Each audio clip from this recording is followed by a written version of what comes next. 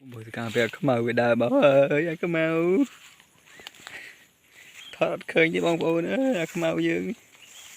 biết còn nghịch chân mọn á biết còn nghịch chân mọn á phò sát màu quá nữa yeah. Một bao con mà ui đà ra ủa bên đà ra miễn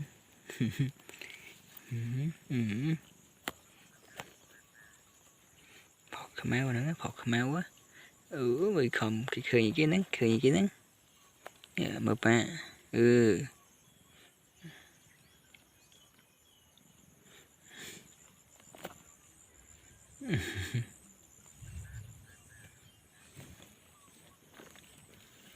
cái chuột kia mà nó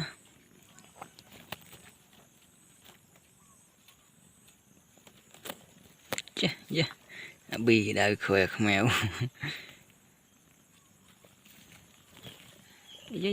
perang mau bina tidak perang